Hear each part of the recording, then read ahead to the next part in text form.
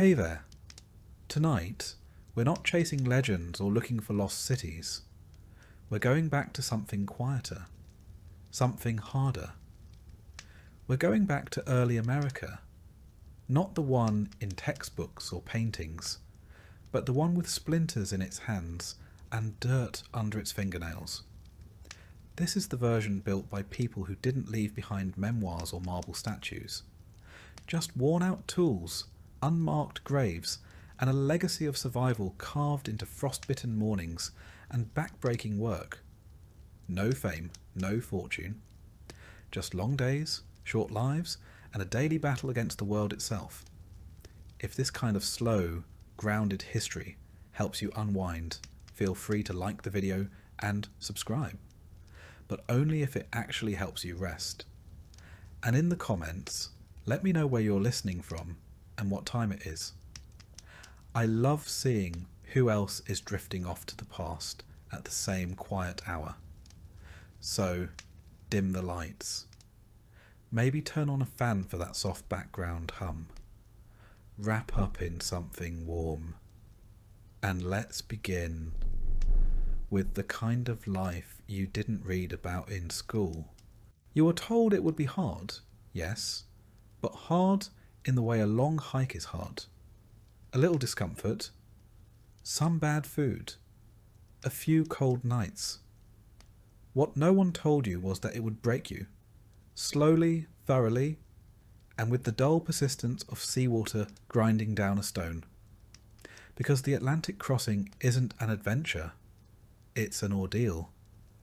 And by the end of it, you'll be unrecognisable if you're even still alive. Your first mistake was stepping aboard the ship. From the outside, it looked majestic. Tall sails, a carved figurehead, the faint flutter of a flag promising new beginnings. But inside, it's a different story. Below deck, where you and most of the other poor souls are packed in, the air is thick with sweat, rot, and a tension you can feel in your teeth. The ceiling is too low to stand. The floor is sticky with old spills. And the wooden walls groan like they're already regretting the voyage. You're assigned a space that's roughly the size of a grave. You sleep there, wedged between strangers, your possessions tucked beneath your aching back. There's no pillow, no mattress. Just straw that smells like mould and something worse. Above you, the ship creaks with every wave, the boards swelling and shrinking, always on the verge of splitting apart. Around you, people shift in their sleep, cough, cry, mumble prayers. The first night, someone vomits. The second night, someone dies. You don't sleep. Not really. The air below deck is so foul that even rats have started making excuses to visit the upper levels. And there are plenty of rats. Bold, confident ones. They don't scurry, they stroll. One of them stares at you while you eat your biscuit, a rock-hard slab of flour, salt and boredom. And you're not sure who's in charge anymore. Every day begins with a shouted command and a few hours of pointless waiting. You climb to the deck, when permitted, blinking against the light like a mole dragged out of its burrow. The sun is blinding, the wind is sharp, but at least it smells less like feet. You breathe deep, trying to remember what fresh air feels like. Then someone sneezes in your direction, and the moment is over. Meals are not meals. They are events of survival. Salted pork so tough it could be used as ship armour. Dried peas that roll off your spoon like they're trying to escape. Ship's biscuit that might crack your tooth before it cracks in your mouth. If you're lucky, you can dunk it in water or beer to soften it. If you're unlucky, there's a bug in the beer. You drink it anyway.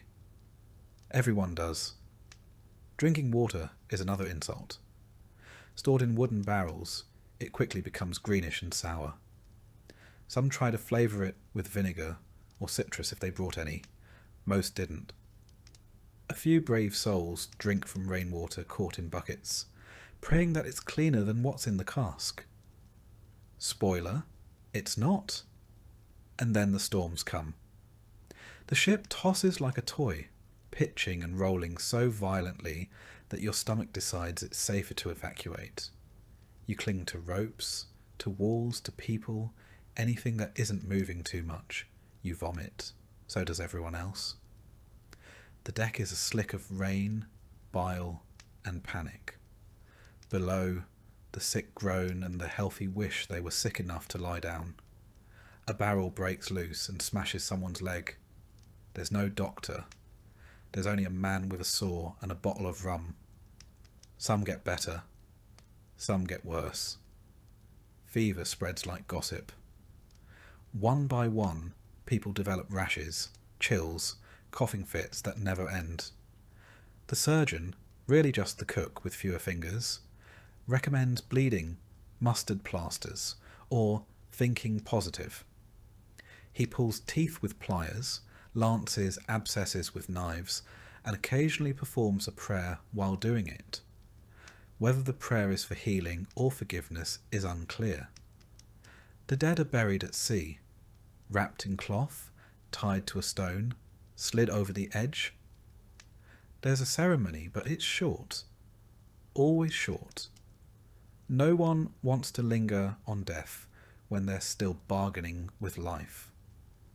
You watch as a friend you barely knew disappears into the water with a soft splash, and the next morning someone else takes their spot. The straw doesn't even have time to forget. Days blend. The sea is endless. A constant expanse of grey-blue nothingness that shifts only slightly from morning to night. You lose count. You lose interest. Conversations grow shorter. Humour dies. Your skin turns pale, then burns. Your lips crack. Your joints ache. You've developed a limp. You're not sure how or when. It's just there now. Part of the new you. At night, the dreams are worse than the days. You dream of falling, of drowning, of arriving only to be turned back. You dream of food, but it's always just out of reach. You dream of your family, but they're strangers now. Your own reflection startles you. Gaunt cheeks, hollow eyes, a beard you don't remember growing. You're shrinking inward, vanishing. You don't know what time it is anymore. The sun rises and falls, but it might as well be some distant theatre production performed for other people. Time on board is measured in hunger and headaches, in coughs that linger too long, and in how many rats you've named before they mysteriously disappear. The ship becomes a kind of hellish town, complete with social politics. There's the snorer, the weeper, the woman who tells stories from her village every night until someone finally asks her to stop. And of course there's you, the one who just keeps staring at the wall. On calmer days, the captain makes you swab the deck. Why? Who knows? Possibly just to remind you that you're alive. You mop with a ragged cloth that used to be someone's shirt, pushing fish guts and old blood toward the edge of the ship, while a sailor shouts at you to put your back into it. You have. Your back is all you've got left. Your soul already jumped overboard. There's little to do, but imagine what's waiting for you. You've heard stories. Some say there's gold in the rivers, others that the trees grow food. More grounded folk speak of open land and religious freedom.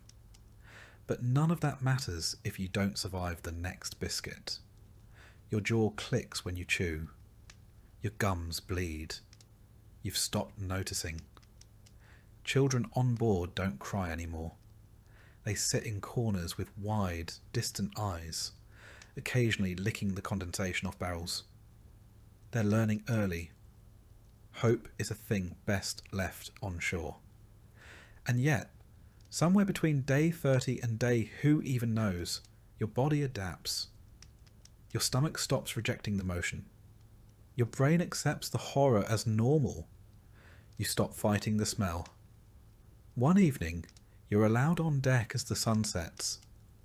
It's beautiful. A riot of oranges and purples over the endless sea. For a moment, you remember why you came. Then someone nearby coughs up blood and the spell is broken. You go back below. The night before landfall, you hear a song. Someone singing an old folk tune, soft and cracked. Others join in. It's not joyful exactly. More like a ritual. A lullaby for the part of yourselves that's about to die so another part can begin. The part that will try to farm a swamp with one shovel and half a recipe for bread. And when you finally do reach shore, and the boat grinds onto the rocky beach, you feel nothing but exhaustion. The land is wet, cold, utterly silent. You kneel, not to pray, but because your knees give out. You're not the hero of this story. You're just the survivor of the prologue. You glance back at the ship. It's already turning, already leaving. No rescue. No returns. You're here now. And you wouldn't last a day. You've arrived. You're standing on the edge of the new world, boots squelching in unfamiliar mud, wind gnawing at your cheeks, and a quiet, creeping dread settling into your chest. It should feel like a triumph. Instead, it feels like a mistake that hasn't fully introduced itself yet. You've survived the voyage. Congratulations. Now the land gets its turn. Let's get one thing clear.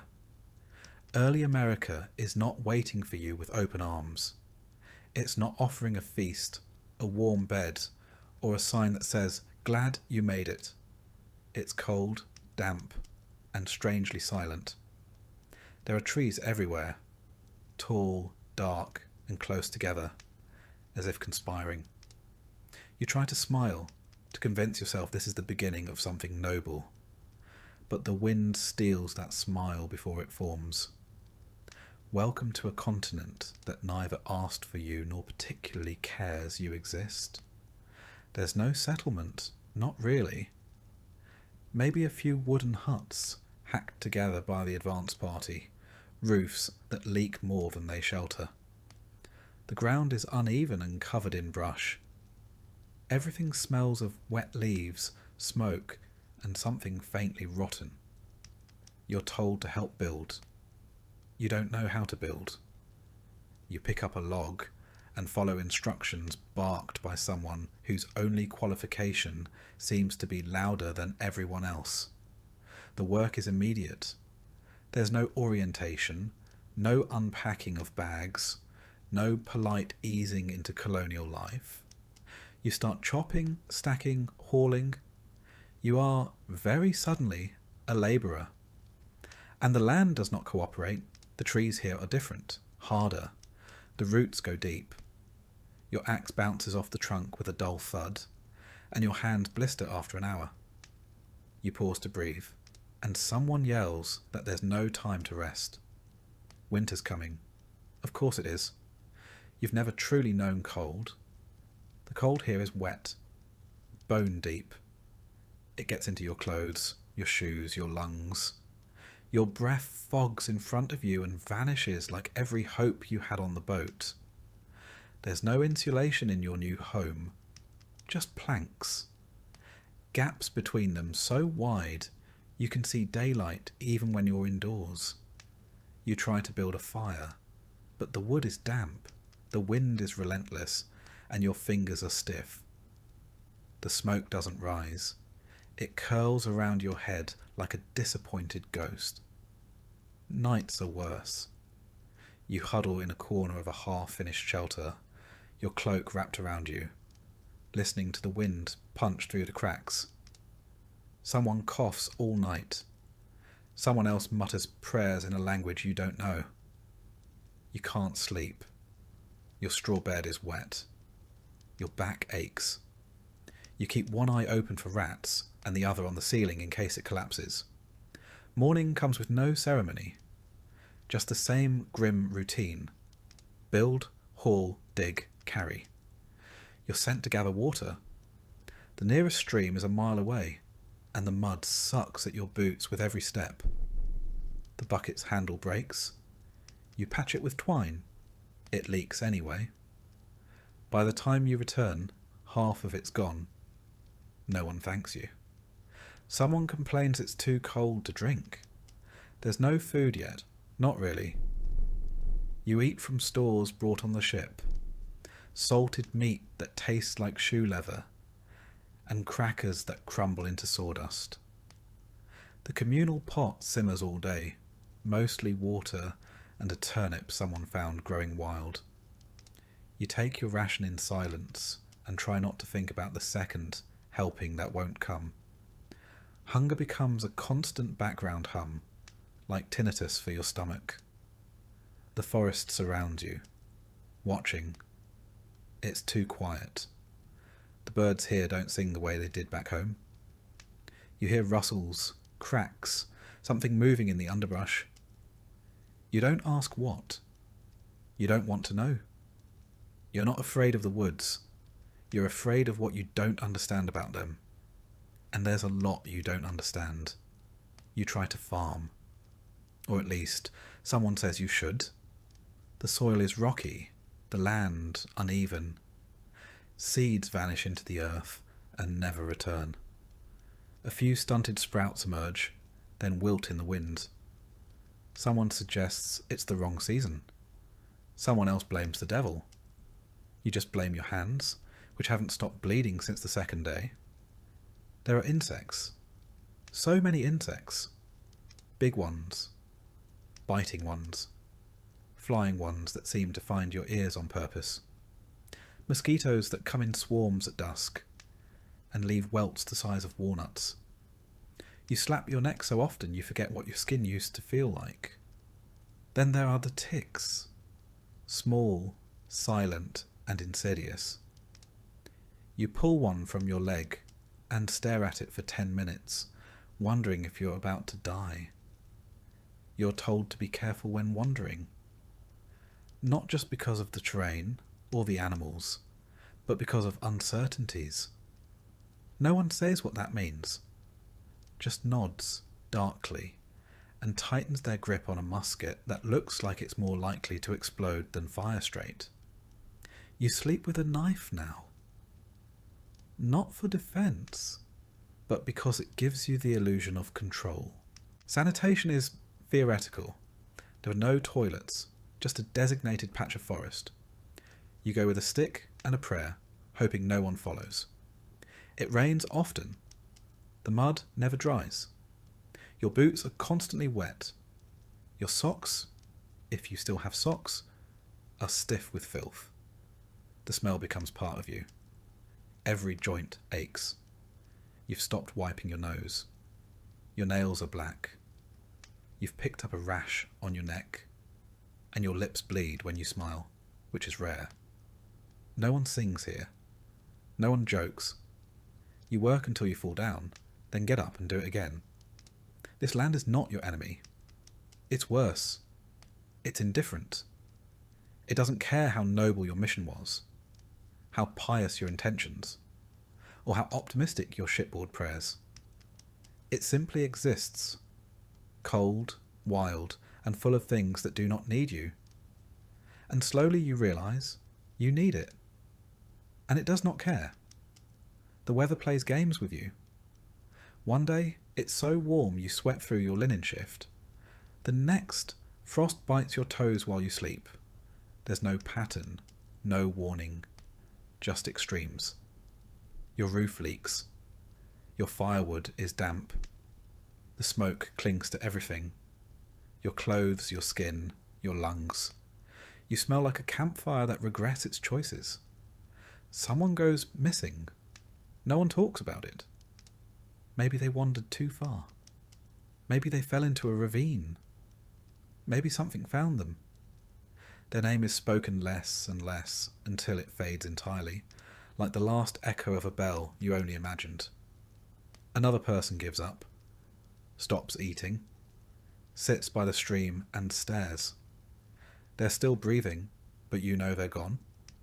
You're supposed to build a community, a colony, but everyone is too tired. You sleep in shifts. You eat in silence. The preacher offers a sermon and no one listens. You're too busy wondering if the flour has bugs in it, and too hungry to care if it does. Someone tries to steal from the storage crate. They're caught. There's no jail, so they're tied to a post in the rain. No one intervenes. You start to forget the sound of your own voice. You speak only when spoken to. The days blur together. Wake, work, suffer, sleep, repeat. Your muscles scream, but your mind stays quiet. That's how you survive. You stop thinking. You just do. At night, you dream of home. Not with longing, but confusion. The smells are wrong, the colours too bright, the bed's too soft. You wake up disoriented and angry. You remind yourself this is what you wanted. Freedom, opportunity, land. You got all three. You just weren't told what they cost. The cost is your comfort, your health, your illusions. You came here thinking the land needed taming. But the land doesn't care. The land has been here far longer than you. It watches, it waits, and it weathers you down. Not with sudden violence, but with slow, patient erosion. And this is just the first month. The real test comes with winter. Hunger is not a feeling here. It's a companion. A constant background presence that shadows you from dawn to dusk and sleeps beside you at night. It murmurs during prayer, grumbles through conversation, and screams during silence. In early America, food is not guaranteed. It is fought for, begged for, traded for, or simply imagined. Your first taste of New World cuisine comes with low expectations and an even lower caloric return. Breakfast doesn't exist as a formal concept. There's no morning meal laid out on a table. You eat when there is food, which is not often and not much. A bite of cornmeal mush, a crust of dry bread, maybe some boiled beans. You chew slowly not to savour it, but to fool your body into thinking it's getting more than it is. There is no menu, just whatever's left, whatever's survived the journey, or whatever hasn't yet rotted in the storehouse. Spoilage is inevitable. The ship's stores, salted pork, dried peas, flour, have been slowly decaying in the humid New World air. Mice chew through sacks. Weevils swarm. Barrels swell and crack.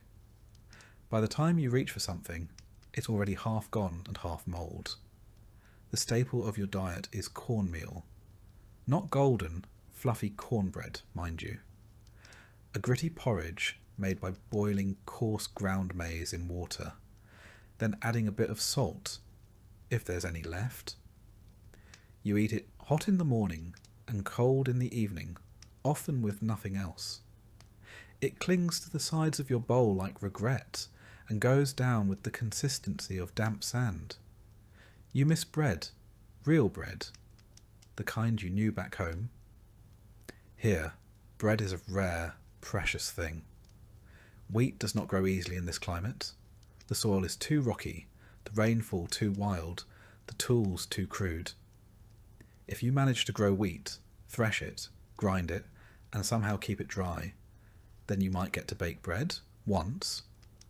But that requires an oven, and ovens require bricks, and bricks require time, clay, and someone who knows how not to die halfway through construction. Most of what passes for bread is made from rye, barley, or corn, mixed with whatever can stretch the dough. Acorn meal, powdered roots, even sawdust. You knead it with cold hands. Bake it in a pan over open flame, and hope it doesn't come out black on the outside and raw in the middle. The crust is tough, the inside is dense, and the flavour lands somewhere between bark and ash. Yet bread, bad as it is a luxury. Some days there's nothing. You dig up turnips the size of your fist. You boil nettles. You chew pine bark. Hunger pushes you toward the edge of reason. You start staring too long at the chickens, even though they're meant for eggs. You wonder what a squirrel might taste like. You hear stories of settlers eating leather when things got bad, shoes boiled into soup. You laugh nervously. Then you start checking your boots, and spoilage is constant. Flour goes mouldy, meat turns green, butter sours into a vinegary sludge. Even salt can fail you, growing damp and clumping into lumps that refuse to dissolve. You scrape the bad bits off. You hold your breath and eat it anyway. Cooking is improvisation. Pots are iron, heavy, and limited. You cook over open flames, dodging smoke and flying embers. There's no timer, no recipe, just instinct and whatever didn't burn yesterday. You stir your stew with the same spoon you carved last week, the one that already has a crack running through the middle. The broth bubbles, steams, smells like nothing. You add herbs, wild onions, maybe a pinch of ash that fell in. You call it seasoning. And yes, there are days when things go well. A deer is caught. A fish is pulled from the stream. Someone stumbles across wild berries. But the deer must be shared, the fish divided, the berries picked before the birds get them. The moment is sweet, short, and gone. The next day, you're back to chewing boiled roots and wondering how many more meals your teeth can survive. Food isn't just scarce, it's dangerous. Undercooked meat brings worms. Spoiled milk brings vomiting. That root you thought was edible? It wasn't. A simple misstep in foraging leads to a night of agony and a quiet burial. You learn by doing, and often by dying. You ration everything. Every biscuit is counted. Every pinch of salt is a moral decision.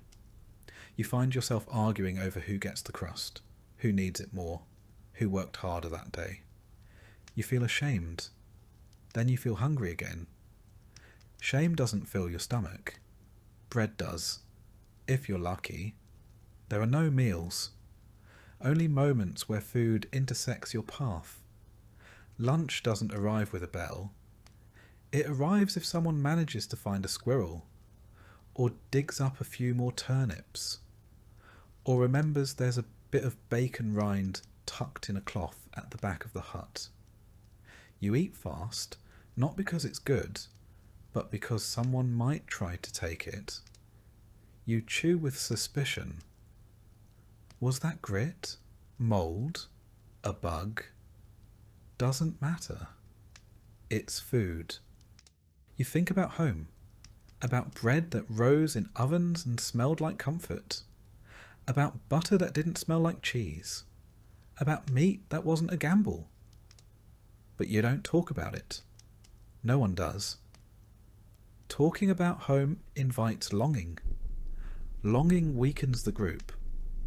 Instead you talk about who found a wild onion, who spotted a deer track, who didn't get sick after eating that weird root last week. Children get thinner. Their eyes sink. They stop complaining and start staring. You give them your portion sometimes, then regret it when your legs go weak in the afternoon. But you'd do it again. Because there's something worse than starving. It's watching someone else do it, slowly. And then comes the barter. Trade becomes currency. You offer buttons, cloth, tools, anything that isn't food, in exchange for a bite of bread. Someone gives up a comb for half a biscuit.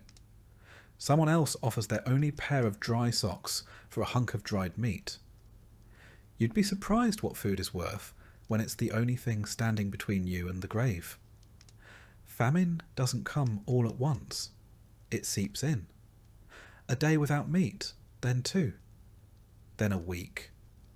Then the cornmeal runs low. The communal pot gets thinner. The portions shrink. The conversations stop. Everyone starts chewing slower. You go to bed earlier, not because you're tired, but because unconsciousness is the only escape from hunger that doesn't require payment. And with famine comes fear. People whisper about the last settlement, the one that vanished. No signs of a raid, just gone. Some say they starved. Some say they turned to things unspoken. You don't ask what that means. You don't want the answer. You start to hoard. Just a little. A crust tucked into your shirt. A few beans in a pouch. You tell yourself it's not stealing. It's insurance. You pray no one finds out. Or worse, that everyone already knows and is just pretending not to see. Cooking becomes sacred. The fire is tended like a shrine. The pot is stirred like a ritual. No one speaks while eating. You chew. You swallow. You try to feel full. You fail. But it's the trying that keeps you alive. And then, one evening, something small happens. A handful of wild greens. A rabbit. A slice of real bread, miraculously baked. You share it. It's gone in seconds. But for a moment, the silence is replaced with breathing. Hope doesn't return, but it glances at you from a distance. Later, you learn that some settlements didn't survive not because of disease, but because of miscalculated harvests. They planted the wrong crops, stored food poorly, ate seeds meant for the next season. Mistakes compound.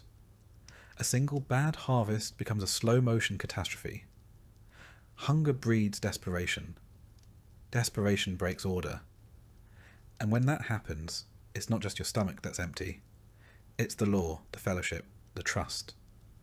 You once believed food was simple. Eat when you're hungry. Now, it is everything. It is politics. It is trust. It is survival. You do not live from meal to meal. You live from bite to bite. This is not hardship. It is the new normal. And the worst part is, you get used to it. You thought the voyage was hard. You thought the land was cruel. You thought the hunger gnawed enough. But now comes the truth. All those trials were just the warm-up act. Because winter doesn't care how brave you are. It doesn't care how pious your intentions or how much wood you chopped in October. Winter is not your enemy. It's your judge. And it finds everyone wanting. It doesn't arrive all at once. First come the nights. A little colder. A little longer. You notice your breath when you speak. Your boots crunch in the morning. Frost appears on the rim of your water bucket. Then one morning, you wake and the ground is white, the wind is sharp, and every joint in your body aches before you even move. Winter has arrived, and it does not knock. Your cabin, if you can call it that, is no match. It's a box of planks nailed together in a hurry. There's a roof, more or less. There are walls, kind of. But there's no insulation. No glass windows. No chimney. Just a hearth made from stacked stones and gaps between the boards wide enough for a squirrel to poke its head through and ask how you're coping. The cold creeps in and never leaves. You sit close to the fire, but it only warms one side of you. The other side remains frozen. Your clothes are damp, your socks are stiff, and your blankets, if you're lucky enough to have any, smell like mildew and old smoke. Your fingers go numb when you sleep. Your toes stop hurting altogether. You pretend that's a good sign. It isn't. Wood becomes your obsession. You need it to survive. You burn through your stockpile in weeks, not months. You start rationing. You start stealing. You strip the furniture, the fences, the handles from broken tools. Anything that burns is fair game. You venture into the woods to chop more, but the snow is deep. Your muscles are weak, and every swing of the axe feels like an insult to your spine. There's never enough. The fire dies too quickly. You wake in the night with frost on your blanket and ice in the bucket. The wind whistles through the walls like it's looking for something to punish. You pile more rags on your bed. You sleep in your clothes. Still you shiver. Food spoils slower now. That's the only benefit. The rats stay hidden. The mould recedes. But you still don't have enough. You boil the same bones again and again, hoping flavour will return. You scrape grease from the pan and spread it on bread like it's butter. You suck on twigs, chew bark, and swear you remember the taste of carrots once. People get quiet. The cold silences everything. Laughter disappears. Songs go unsung. The preacher still mutters sermons, but even he wraps himself in 3 cloaks and ends quickly. Conversation becomes practical. More wood. That one's coughing. Stir the pot. No one wastes words. They're too heavy. And a sickness, of course, returns. Colds turn to fevers. Frostbitten toes turn black. A child dies in the night, and no one notices until morning. You dig a grave, but the ground is frozen. You chisel, you pick, you curse.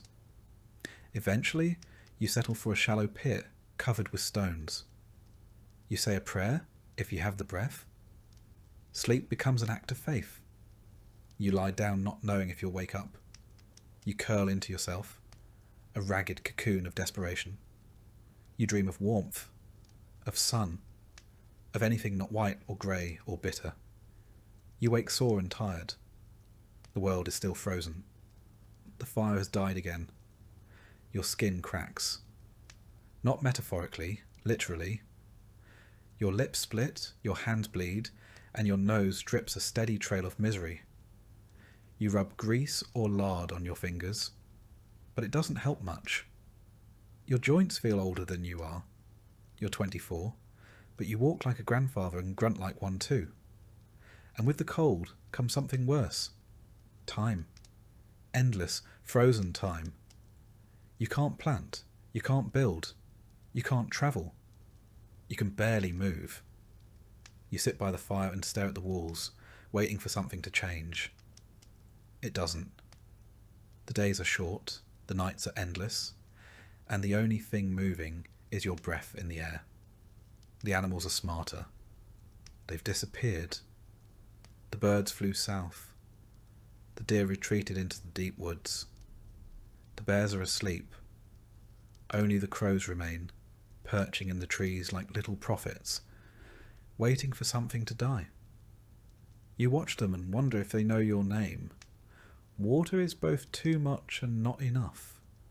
Snow is everywhere, but it's frozen and useless until you melt it, and melting it costs precious fuel.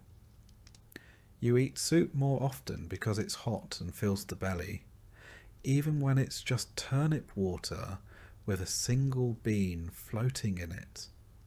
You drink it slowly, savouring the illusion of nourishment. Cabin fever is real. People grow irritable, then silent. Arguments break out over nothing. Who touched the woodpile?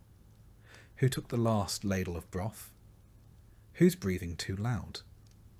You withdraw into yourself, clutching your blanket and pretending not to hear. A man leaves one morning, angry, coatless. No one sees him again. Someone finds his hat in the snow weeks later, frozen solid. The children stop playing. They sit quietly, bundled in layers, staring at the fire. You try to entertain them, tell stories, sing songs, but your voice is hoarse, and your hands tremble. A child asks if spring is real, or just something people made up. You don't answer. Frost forms on the inside of the walls. Your breath clouds in front of your face.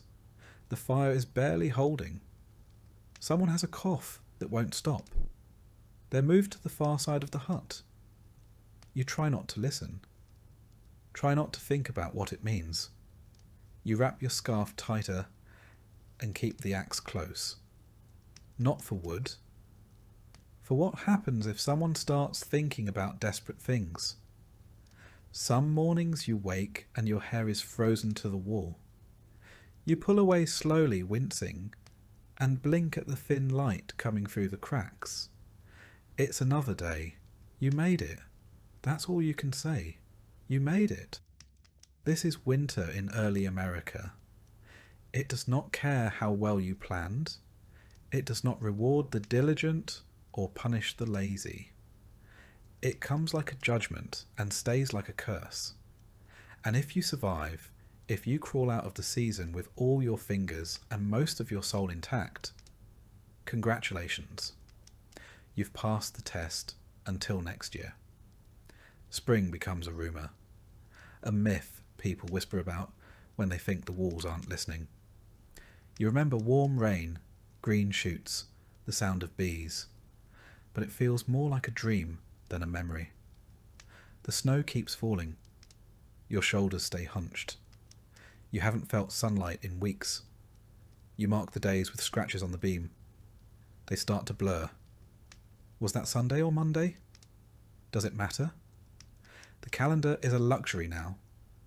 Time is measured by how low the woodpile is. How many spoons of flour remain? How many coughs before someone goes silent? And when the thaw finally comes, slow, wet, miserable, it's not a celebration.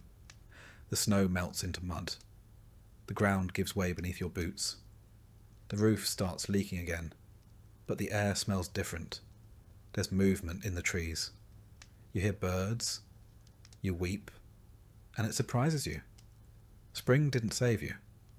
You saved yourself. Barely. Winter tried to erase you. You clung to the edge of life with frostbitten fingers and splintered tools and faith that cracked more than once. And now you get to do it all over again. You wonder how the people around you still go on. The woman who lost her child but still stokes the fire. The old man with one eye who hums quietly as he whittles kindling. There's no heroism here, just endurance. A slow, stubborn refusal to die. And in that there is something close to hope. Not bright or loud, but solid. Like the last coal in the hearth, glowing faintly, daring the cold to snuff it out. In early America, work is not something you do. It is something you survive. There are no weekends, no holidays unless they're religious, and still somehow exhausting. No coffee breaks, no casual Friday. There is only one rule: you work or you die. You wake before the sun, because sleeping past dawn is a luxury reserved for the dead. Your hands are already sore from yesterday. Your back aches. Your knees feel like they've been borrowed from a man twice your age and returned broken. You stretch only because staying curled hurts more. Someone nearby is already moving. You hear water sloshing in a bucket. Fire being coaxed from dying embers. A cough that sounds more ominous than it did last week. Breakfast, if it happens at all, is fast and functional.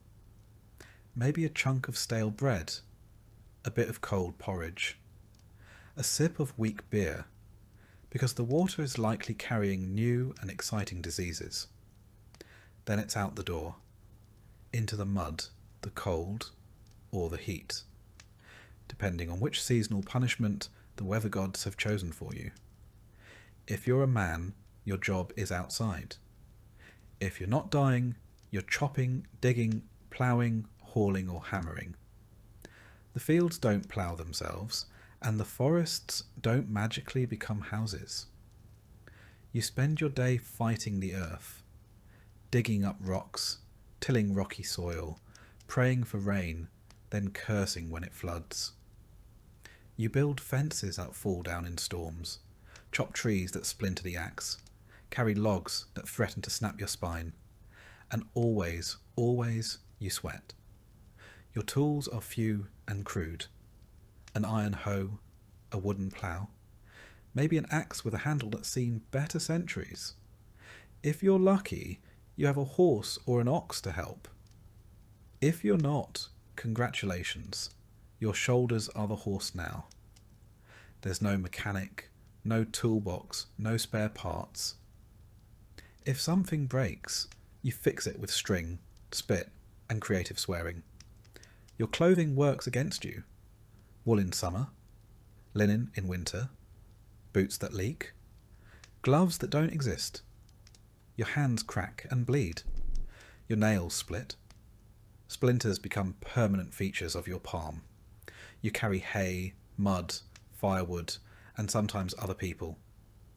Your spine is less a column and more of a suggestion. If you're a woman, your workday is somehow worse.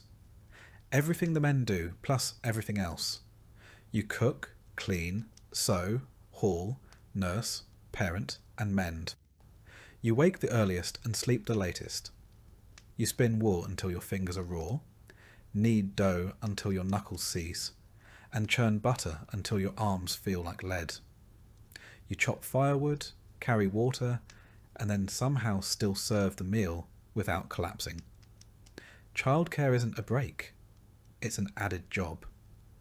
Babies are carried on hips while you stir pots. Toddlers cling to skirts while you dig up potatoes. You breastfeed one child while telling another to stop hitting the goat. No one thanks you. There's no applause, just more work. Children don't get a pass. As soon as they can walk without falling over, they're put to work. Feeding chickens, gathering kindling, carrying water, picking stones from the fields.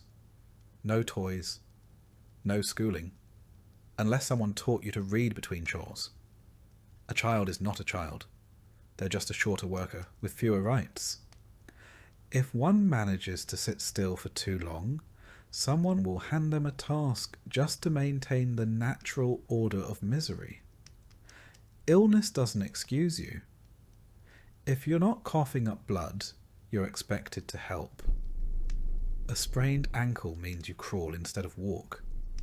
A fever means you take more breaks, not that you stop. If you die, well, that's one less mouth to feed, and one less pair of hands to disappoint the fields. Work does not pause for grief. It barely nods at it. Sundays are theoretically a day of rest, but they're not restful. You go to church, which might mean walking miles in bad shoes, sitting on a backless bench, while a man in robes shouts about sin, and then walking home again, thinking about how you still have to cook supper and mend your shirt. If it's winter, the church is freezing. If it's summer, it's a sweatbox full of flies and the unwashed. Some work is specialised. If you're a blacksmith, your world is heat, hammer, and smoke. You burn yourself regularly, inhale metal dust, and go half deaf from the clang of iron on iron. If you're a cooper, you make barrels for food storage, water, ale, and if you mess it up, something spoils and people starve. A tanner works with hides, urine, and lime. Their hands are perpetually raw. Their clothing stinks. Their lungs slowly give out. Even the easier jobs aren't easy. Tailoring. You sit hunched over a candle, stitching through rough cloth with a dull needle until your eyes cross. Cooking. You stand over an open hearth, breathing smoke, getting blisters, burning your palms.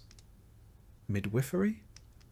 You help bring life into the world with no tools, no sterilisation, and every chance of watching mother or child, or both, slip away.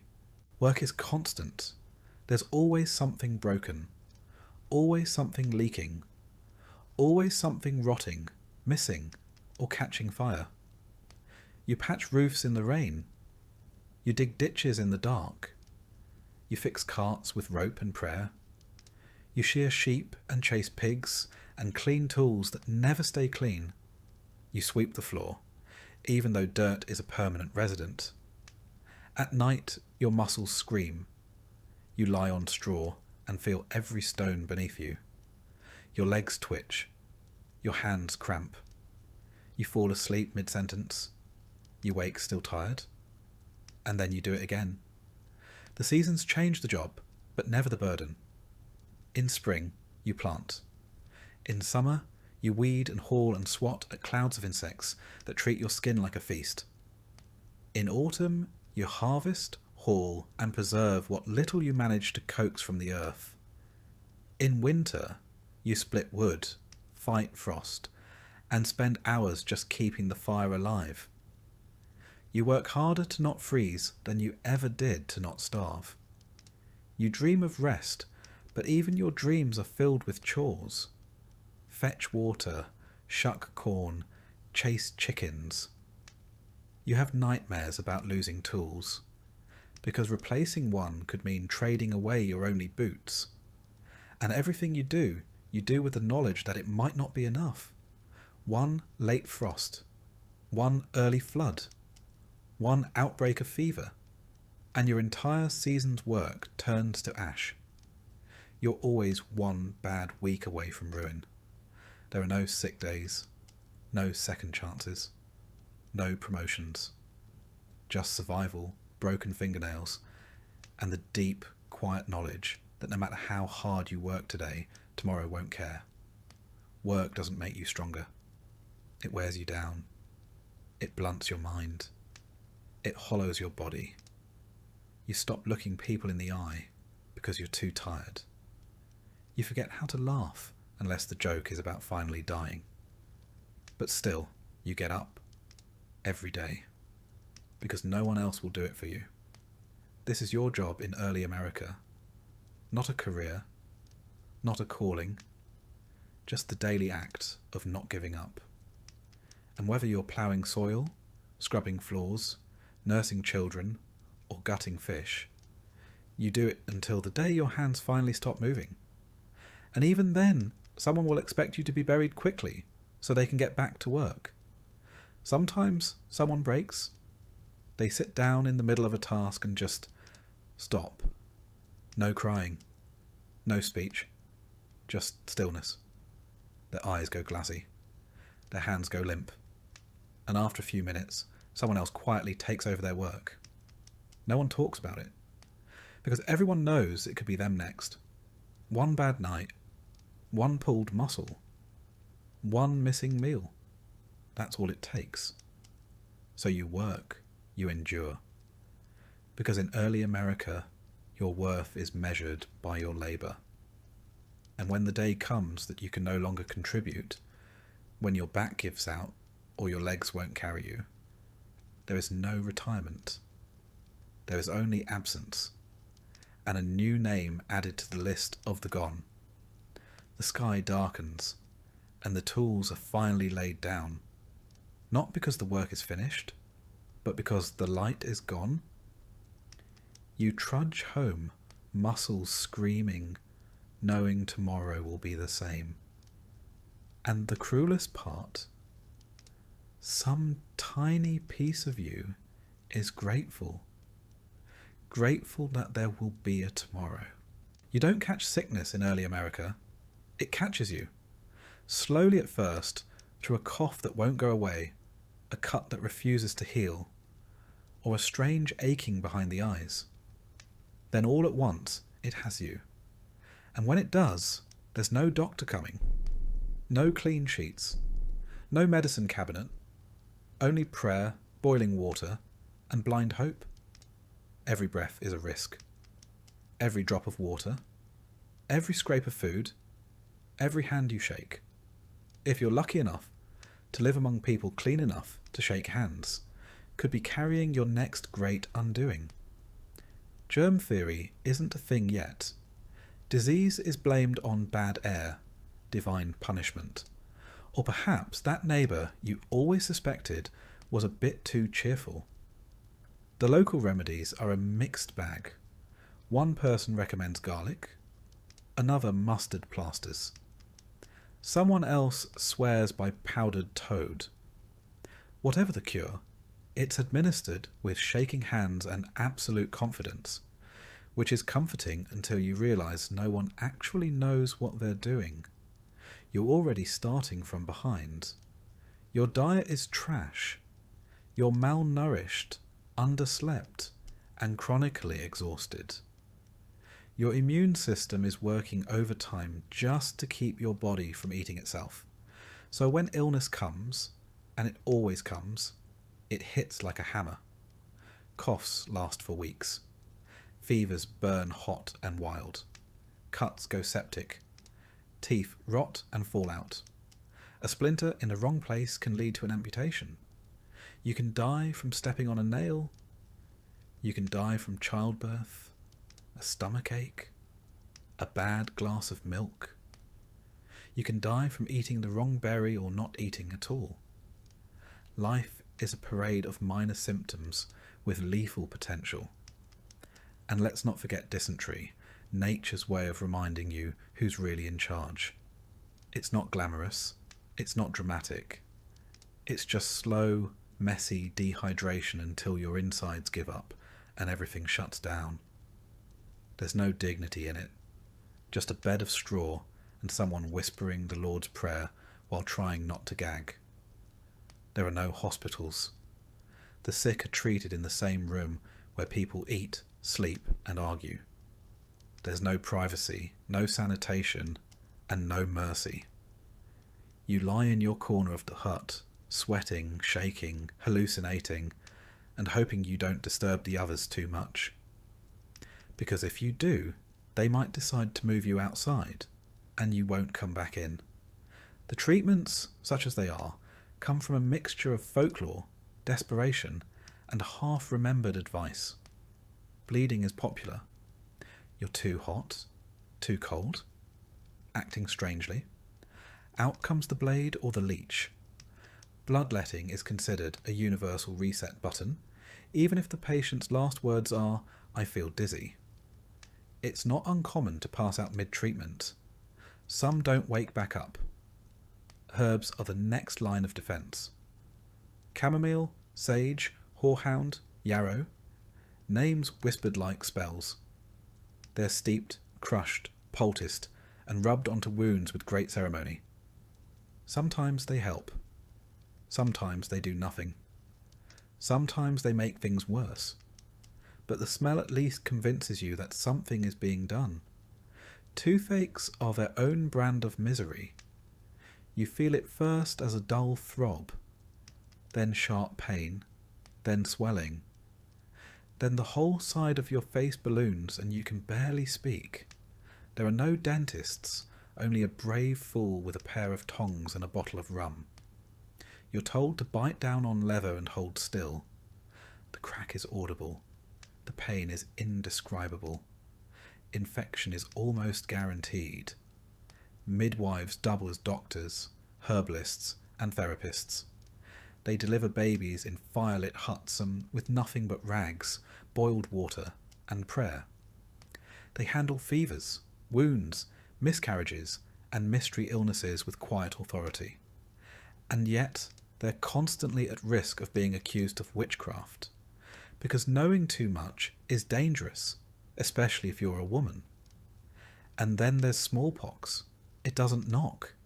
It kicks in the door. Red spots appear, first as a nuisance, then as a verdict. You're isolated. Not for your safety, for theirs. The sores swell, burst, and crust over. You itch until you bleed. You're disfigured for life if you survive. Many don't. You hear stories from nearby towns. Entire families wiped out. Children gone in a week. A man who dug 6 graves in 2 days. A preacher who held a funeral for his own wife from the doorstep, too afraid to enter the room. The disease moves faster than gossip. By the time you hear about it, it's already here. Injury is common. Axes slip, horses kick, fires burn. You fall, you bleed, and then you hope. A broken leg means weeks of pain and immobility, and if you're lucky, someone helps carry you. If not, you crawl.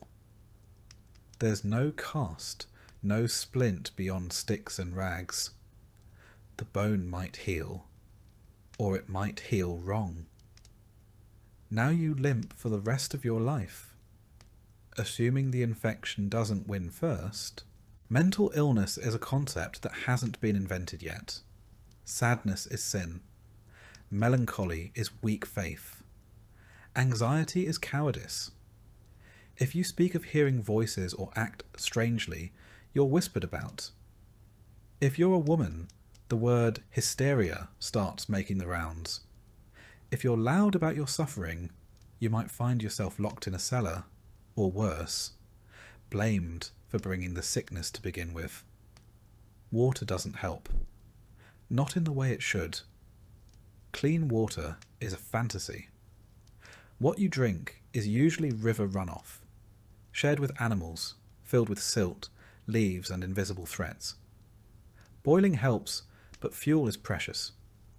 You bathe rarely, if at all, because cold water chills the bones, and warm water is considered medically risky. Bathing opens the pores, they say. That's how the illness gets in.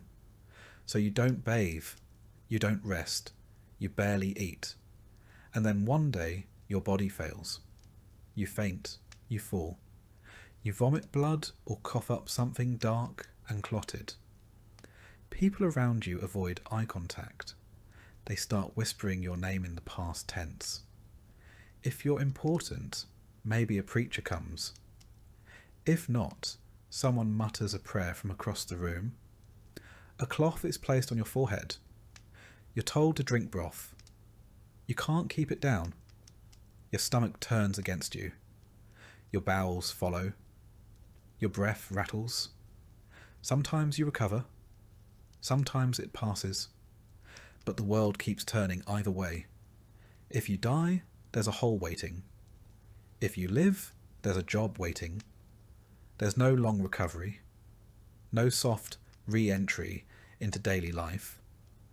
The day you can stand is the day you're handed a bucket and told to fetch water. You learn to spot the signs early. A shiver too long. A cough that echoes. Eyes that don't focus. You learn who might last and who probably won't. You stop asking if someone feels better. You stop offering advice. You just tighten the blankets and keep the fire going. It's the most you can do. Sometimes someone survives something they shouldn't. A fever that broke. A wound that closed. People call it a miracle. They thank God. The survivor says nothing, because deep down, they know it wasn't divine mercy. It was chance. Dumb, brutal luck. And there's always another illness waiting. New settlers bring new plagues. The weather changes and something strange spreads again. You cough. You pray. You drink something foul and bitter that a neighbour swears saved their cousin. You don't believe it, but it burns going down. So at least it feels like something is happening. Eventually, your body is not your own. It belongs to the rhythms of the colony, the limits of early medicine, and the whims of fate. You walk slower. You breathe harder. You sleep more but rest less. And one day, when the fever comes for you again, you know it might be the last. There's no insurance, no nurses, no quiet white rooms with beeping machines and floral wallpaper. There's just a straw mattress, a wooden bowl of tepid water, and someone you love sitting nearby, too tired to cry. Illness in early America doesn't ask permission. It doesn't wait for a convenient time. It doesn't spare the strong or the faithful. It simply arrives, stays as long as it wants, and leaves a trail of silence behind it. And when it's gone, if you're still alive, you go back to work. Because in early America, health is a temporary condition, but labour is eternal. In early America, freedom is a myth carved into future monuments, not something you'll find in your daily life. Authority is not questioned, it is endured. You don't speak up, you don't speak out, you barely speak unless spoken to. And even then, you choose your words like they might be your last, because they might be. Power wears many faces: the preacher, the governor, the magistrate, the landowner, the militia captain, the man with the Bible in one hand and a musket in the other. Sometimes they're the same person. Sometimes they disagree with each other, but all of them outrank you, and you are expected to obey. Not out of respect, but because the cost of resistance is immediate and often public. Laws exist, but not the kind you argue with. Not the kind printed neatly and explained with care. They're passed down through warning and punishment. You learn the rules when you see someone whipped for breaking them, when someone disappears after speaking too freely, when a man is nailed by the ear to a post because he stole a loaf of bread. Justice here isn't blind. It's looking right at you, with a raised eyebrow and a hand on its belt. Petty crimes are met with brutal solutions. Theft can cost you your fingers. Lying in court might earn you a split tongue or a branding. Speaking ill of a magistrate can have you standing in the stocks for days, covered in spit and whatever else the townsfolk can throw. If you're lucky, your punishment ends with humiliation. If not, it ends with a noose. Executions are not hidden. They are scheduled events, community gatherings where children are advised to watch so they'll learn something. A gallows is as common as a water well. A hanging draws a crowd. A burning draws a bigger one. And all of this, all the lashes and gags and pillories, are considered necessary. Good, even. They keep order. They teach discipline. They make examples. You're not asked to understand. You're asked to comply. Religion is law's older brother. Older, stricter, and far more imaginative when it comes to punishments. The preacher watches you closely. He listens for blasphemy in your tone, insubordination in your silence. Church attendance is not optional. Missing Sunday service is like slapping God across the face. Fines, public confession, or worse can follow. You stand in the church, shoulder to shoulder with others who smell like smoke and fear. You nod when expected. You repeat what's told to you. You don't dare look bored. The sermons are long, thunderous warnings of fire and damnation. Hell is vivid, detailed. A place more real than your own bedroom, if you had one. And you can be punished for what you think. Not just what you do. If you say the wrong thing about Scripture, about God, about the preacher himself, you risk the label of heretic. Or worse, witch. Either label can end with you floating face down in the river. Women and outsiders are especially vulnerable. If you're a woman who speaks too boldly, you're hysterical. If you heal with herbs, you're suspicious. If you have knowledge, you're dangerous. Outsiders, the poor, the foreign, the strange, are useful only when silent. Any challenge to the social hierarchy is met with cold efficiency. You're taught not to resist. You're taught to survive. Children are raised in this same shadow. They are disciplined early and often. A child who disobeys is thrashed, not just by the parents, but by any adult nearby. Schools are few and rarely kind. Education, where available, is a strict affair filled with rote memorization, canings, and the constant threat of being made an example. There is no privacy. There is no dissent. Even your thoughts feel borrowed from the sermon you heard last week. You move like a ghost through your own life, careful not to upset anyone. Authority is not a person.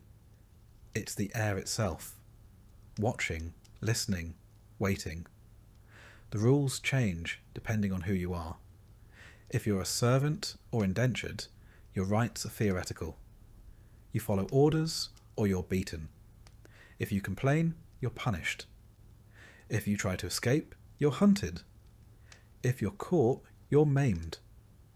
There's always someone above you, someone with the power to ruin you with a gesture. Even freemen must tread carefully. Speak too loudly in the tavern about the governor's tax? Expect a visit. Argue with your landlord? You might find your goods accidentally confiscated during a search. There's no due process. There's barely process. Most accusations don't end in trial. They end in example. And if you're enslaved, there is no protection at all. You're not a person. You are property. You can be beaten, sold, starved, or killed without consequence. The law exists to protect your owner's investment in you, not your body, not your life, and certainly not your freedom. Gossip is a weapon. The whispers of your neighbours can destroy you faster than any court. She looked too long at the preacher. He doesn't bow when he passes the governor. There are, of course, no appeals, no higher court to hear your plea. If you're punished unjustly, the only recourse is prayer. And even then, you're expected to apologise first. Forgiveness exists for the powerful. For everyone else, there's repentance or ruin. And yet, even in this grim order, people cling to their places. Not because they love obedience, but because fear is easier than chaos. The idea of no law, no rules, is more terrifying than a cruel one. At least here, you know what the punishment is. You've seen it, you've smelled it, you've heard it in the cries of those who didn't step carefully enough. Sometimes the punishments are symbolic. A person is forced to wear a sign, thief, drunkard, liar, made to stand in the town square, eyes down, shame on display. Sometimes they are literal, ears cropped, noses slit, brands pressed to skin like livestock. The scars never go away. They mark you forever. And not just your skin, your reputation, your prospects, your children's futures. You learn the dance. You bow deeper. You speak softer. You nod more often than you mean it. You make yourself small in the presence of power, not just for safety, but for survival. You don't complain when the taxes rise. You don't question when the rules change. You don't point out that the preacher's son never gets punished, because you know how quickly a grumble turns into a trial. There is no revolution in your bones, no fire in your chest. There is a quiet acceptance, the same kind animals have when they recognize the shape of the cage. You might dream of something better, but not out loud. You might speak of fairness, but only behind closed doors, and only in a whisper. Your children learn the same lessons. They watch you endure. They see you obey. They understand, even before they can walk, that survival requires silence, that power flows one way, and standing in its path only gets you swept aside. It is not heroism that gets passed down. It is caution, care, calculation. And so life continues. You rise, work, nod, kneel, and sleep, all under the watchful eye of authority. It doesn't matter if the rules make sense. It doesn't matter if you agree. What matters is that you follow them. Because in early America, the law isn't just written on paper, it's carved into people. The silence isn't peace, it's pressure. A tight-lipped calm stretched thin over fear. And everyone you meet, no matter how polite, is balancing on that same edge, nodding along, praying quietly, and doing their best not to be next. And if you wonder why no one revolts, why no one resists, the answer is simple. Because everyone knows someone who did, and they remember what happened to them in detail. In public, in pain, that's all it takes. In early America, being a woman isn't just difficult, it's doubly so. You don't simply live through hardship. You do it while carrying everyone else's burden on your back, wrapped in homespun linen, holding a child in one arm and a cooking pot in the other. Whatever the men do, women are expected to match, and then keep going. You rise before the men, not out of choice, but because someone has to start the fire, fetch the water, and stir whatever's left in the cooking pot from the night before. You might have slept 2 or 3 hours, maybe more if the baby didn't scream through the night, or if your husband didn't come home drunk and short-tempered. You pray silently, or maybe just sigh, a quieter form of survival, and start your day. Breakfast is not served, it is assembled. You boil cornmeal, scrape ash from the hearth, and knead yesterday's dough. The fire spits sparks onto your hands. You wince, wipe sweat from your forehead with a soot-smeared sleeve, and keep going. By the time the others are stumbling awake, you've already been working for an hour. Child rearing is not its own job. It's background noise to all the others.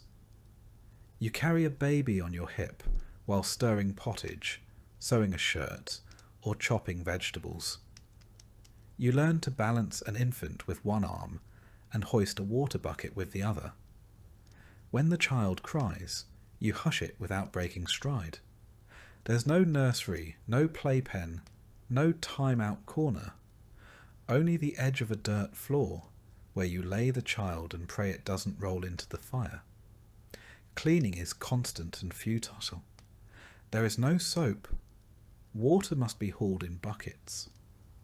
The floor is made of packed earth that turns to mud when wet, dust when dry, and filth in between.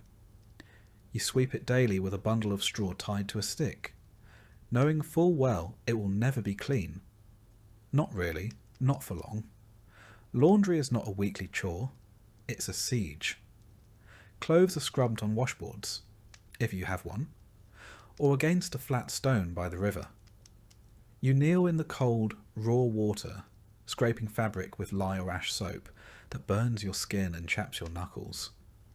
Then you wring it dry, with hands already swollen, and hang it in the wind, praying the rain doesn't return. There are no dryers. If it rains again, you start over. Sewing and mending are endless. Your family owns maybe 1 or 2 sets of clothes each.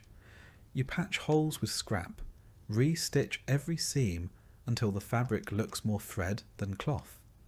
You save buttons like gold, straighten old needles over fire, and squint by candlelight after everyone else is asleep. If someone tears their only shirt, it becomes your emergency. Then comes cooking. Forget recipe books. There's no oven, no timer, no measurements. You cook with instinct and heat and guesswork. A pot over the hearth, bubbling with a mix of root vegetables and regrets. You taste with your fingers. Add salt when it's available. Stir constantly, because if it burns, no one eats. If someone gets sick, you're blamed. If someone complains, you take it quietly. Because silence is expected. Gratitude is not. You also tend the garden, assuming you're lucky enough to have one. You weed it, water it, protect it from insects, birds and hungry neighbours. It's your insurance policy. If it fails, your family starves. If it succeeds, the men praise God, and you go back to weeding. On top of all this, you're expected to manage the emotional temperature of the home. If your husband is cruel, you endure it. If he's sad, you console him. If your children misbehave, it's your fault. If anything breaks, a dish, a chair, your spirit, you clean it up and carry on. Marriage is not an escape. It is a transaction. You are a dowry, a womb, a worker.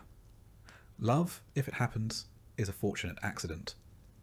Your wedding may be small and quiet, with no ring and no gown, just a handshake and a prayer and a new life of labour under a different roof.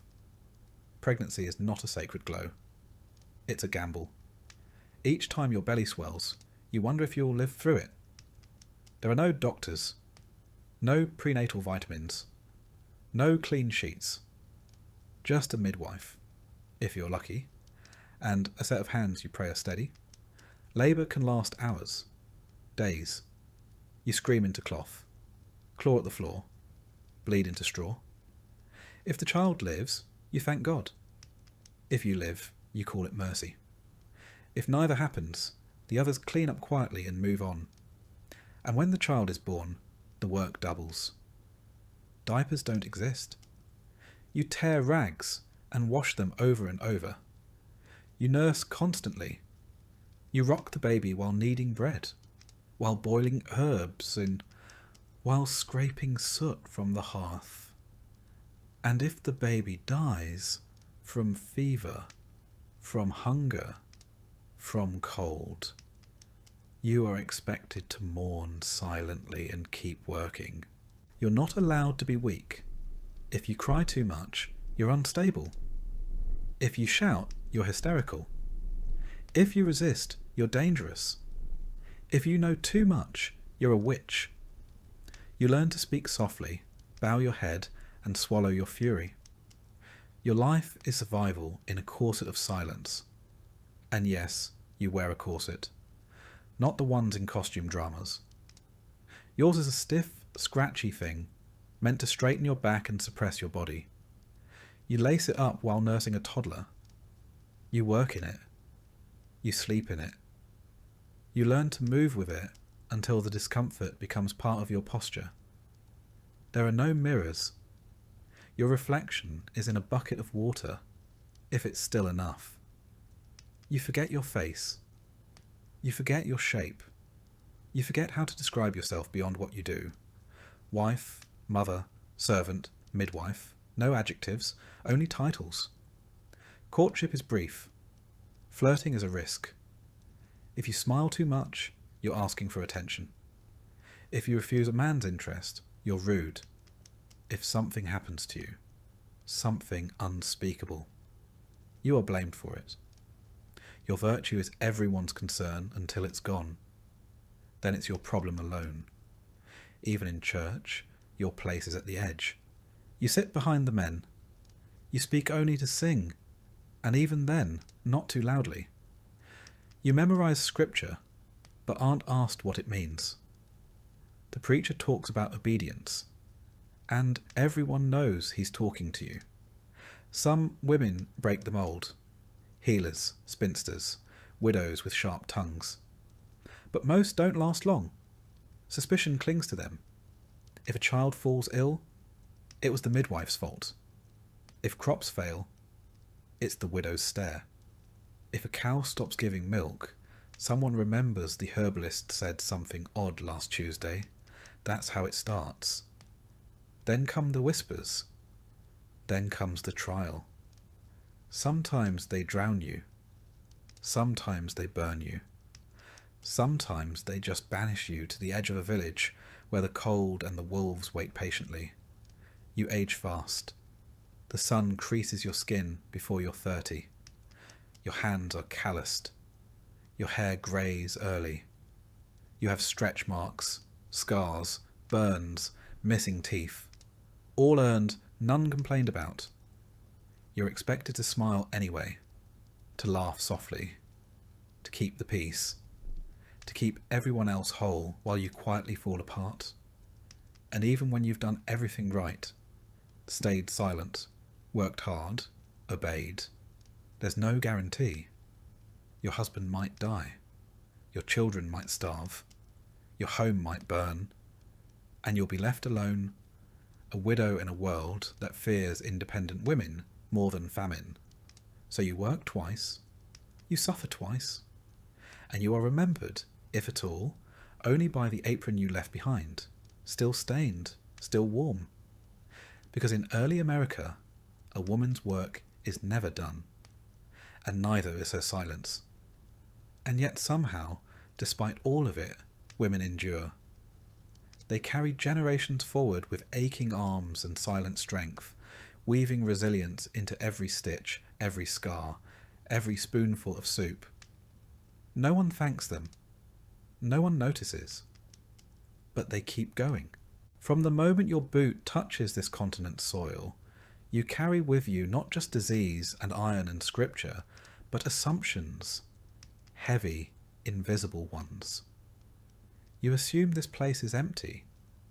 You assume it's yours. You assume that the people already here will either help you, fear you, or get out of the way. None of those assumptions are correct. The land is not empty.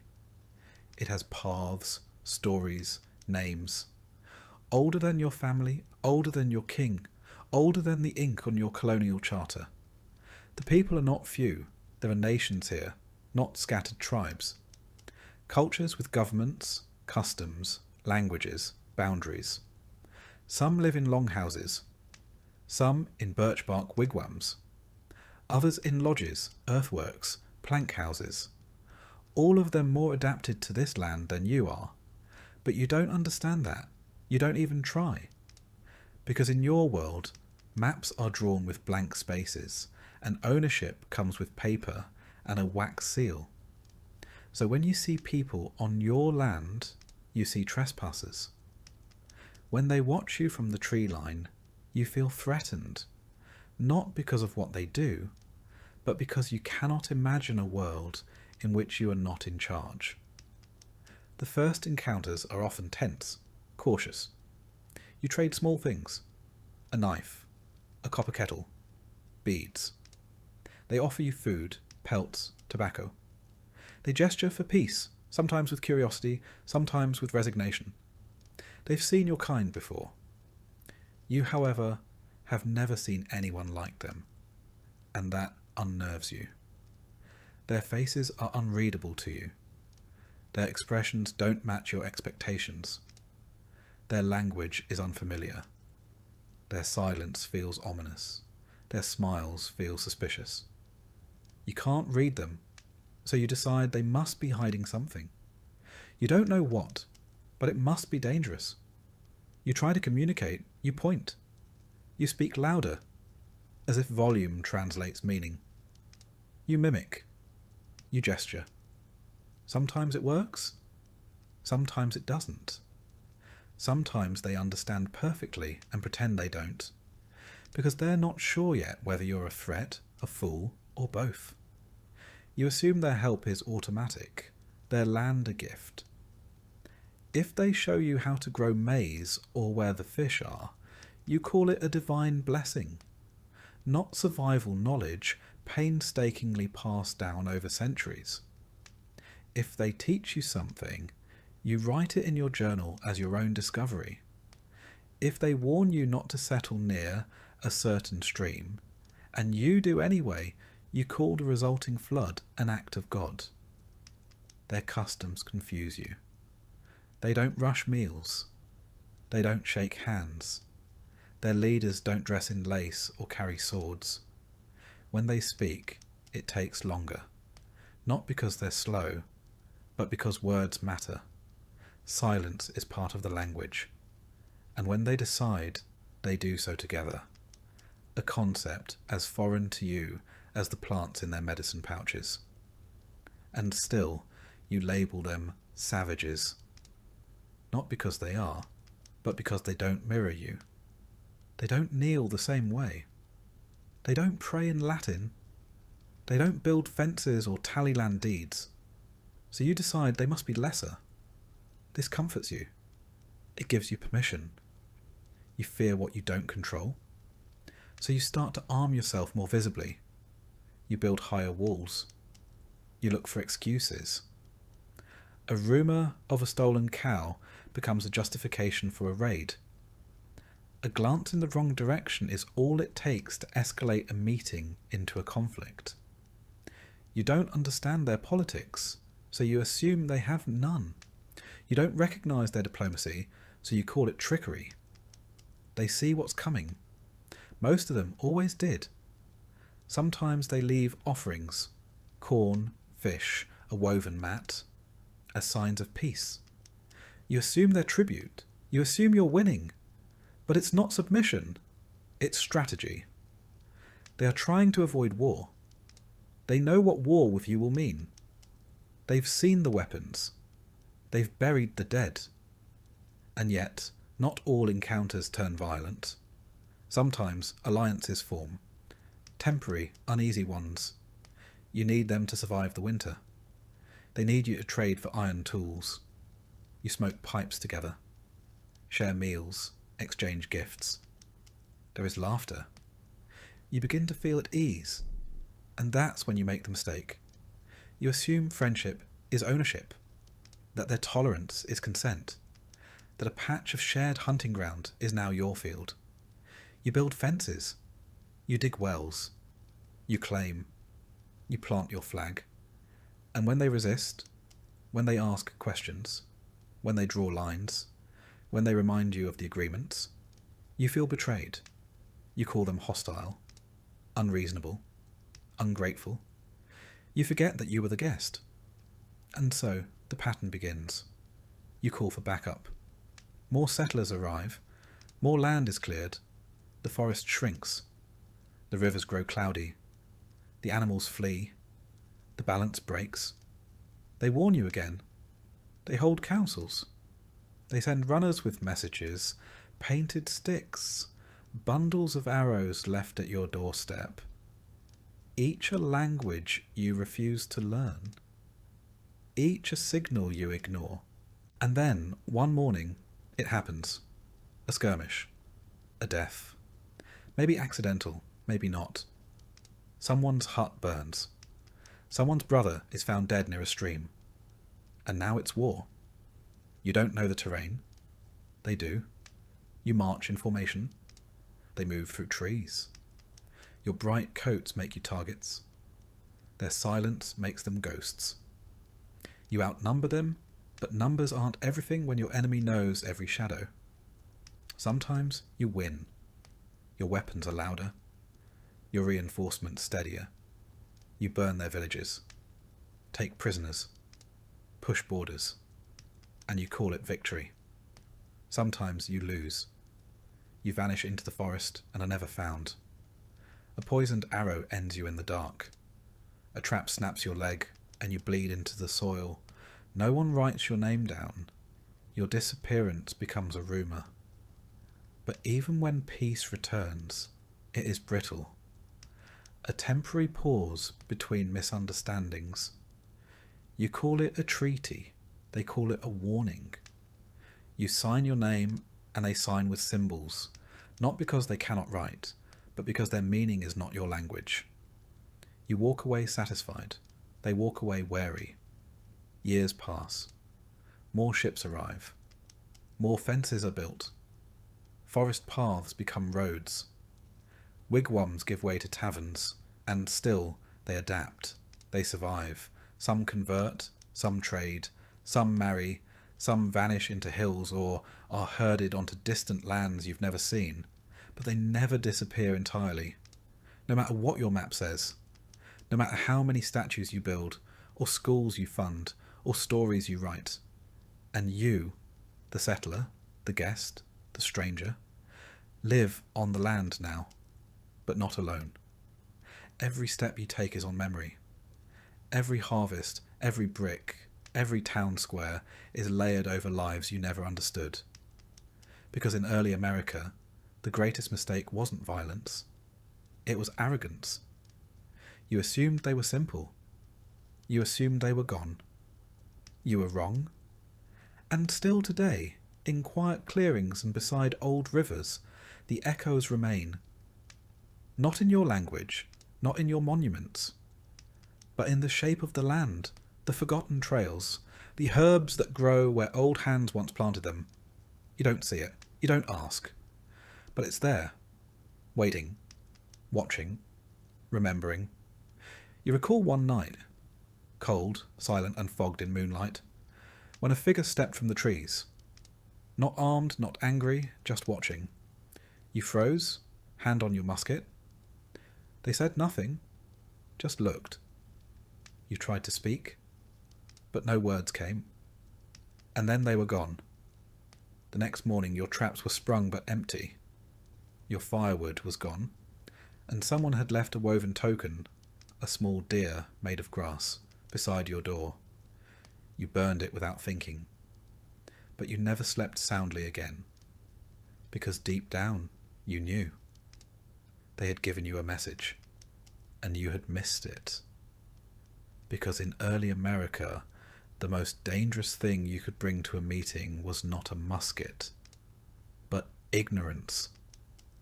Later, when you tell the story, you'll edit out the silence, the confusion, the fear you felt when you realized they understood you better than you understood them. You'll call it a misunderstanding, a necessary war. But somewhere in the back of your mind, the forest never stops watching. You wake up tired, again. There is no such thing as a full night's sleep in early America. The straw pokes through your blanket. The baby cried half the night. The wind found a new gap in the wallboards and needled your spine like a curse. When you finally stir, your legs feel twice their weight. Your back has stiffened like rawhide.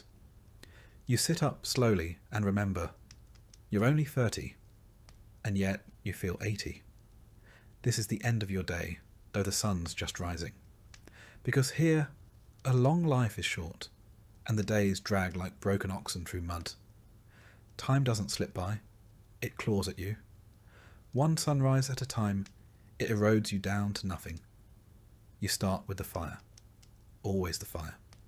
You rake the coals, blow softly, feed it kindling and scraps. If the fire has died entirely, you trudge to a neighbour's hearth, hat in hand, hoping for an ember. Without it, there's no breakfast, no heat, no comfort, just cold, stiff hands and teeth that ache in your skull. You eat if there's food. More cornmeal. Maybe a piece of dried apple, if it wasn't nibbled by mice. You chew slowly, not for pleasure, but because chewing any faster risks cracking a tooth. Your gums bleed anyway. You swallow pain with every bite.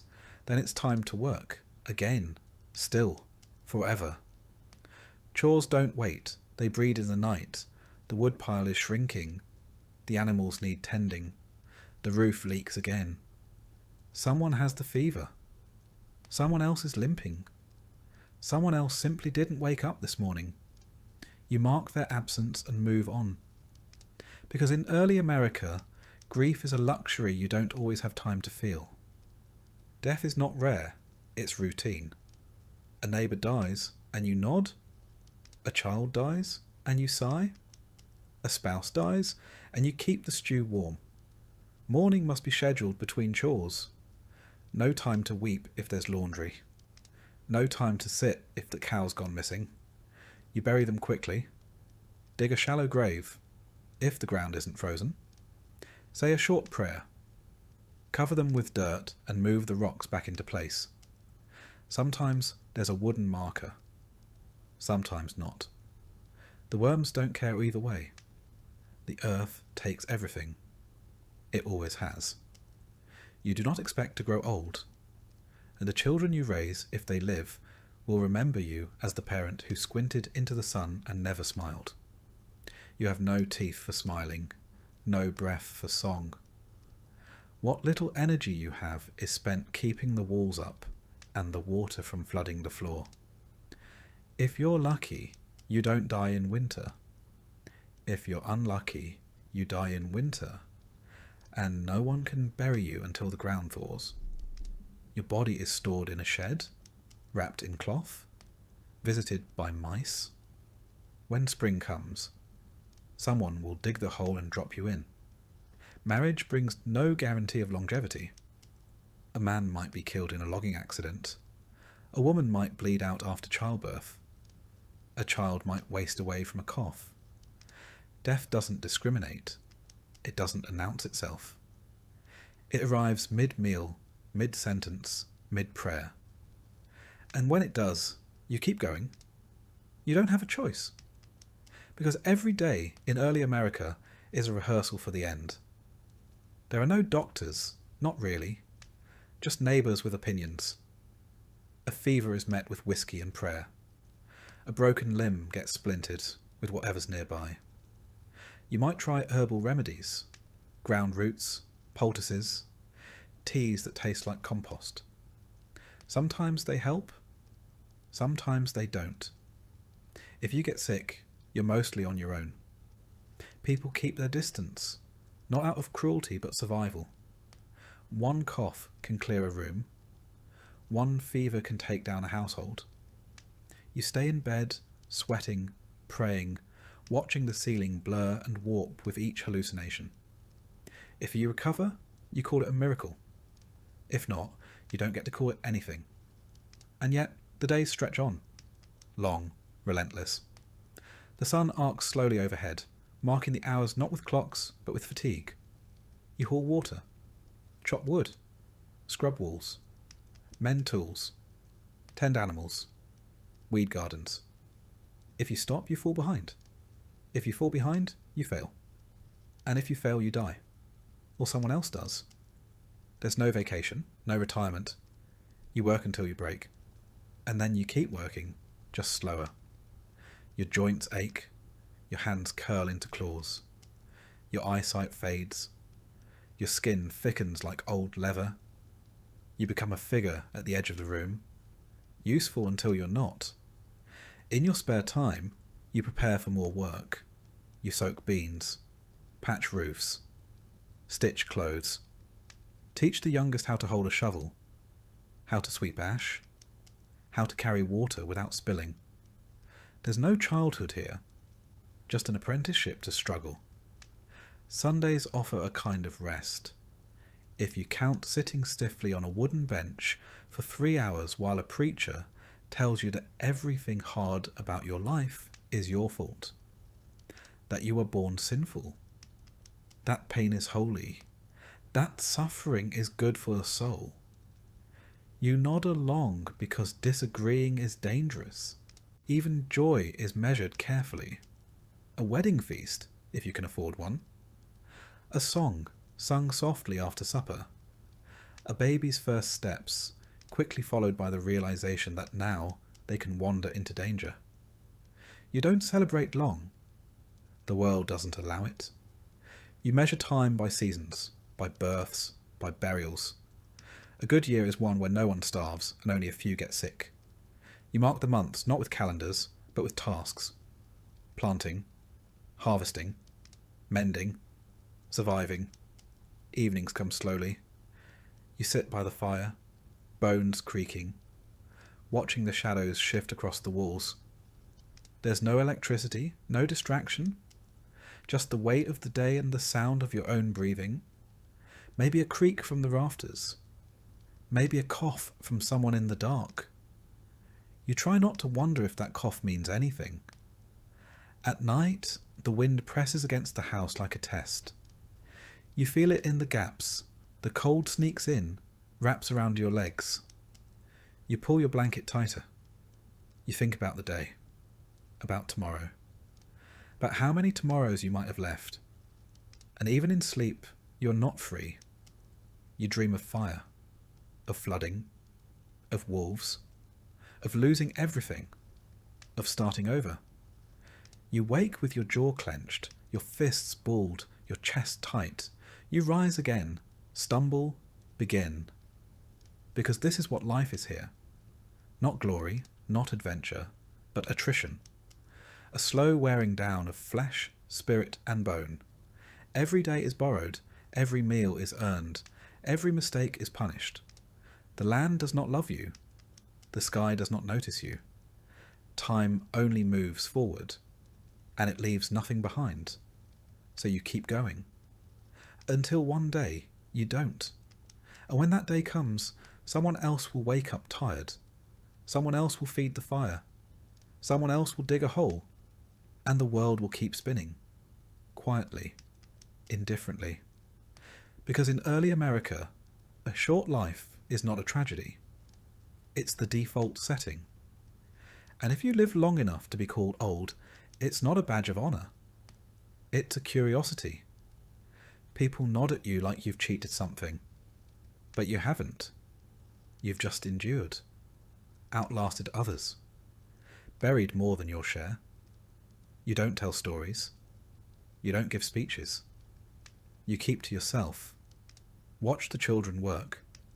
And wait for the day when your name is spoken past tense. Because here, in the raw teeth of the world, life is a candle burned at both ends, blown out by weather or luck, or a splinter that festered too long. There is no eulogy, no plaque, just silence, and then someone else picking up your tools. So next time you think about history, about how you might have fared, remember this: you wouldn't have lasted a day, but someone like you did. And that's why you're here. Because in early America, survival wasn't heroic. It was just what people did until they couldn't. And even then the chores still needed doing.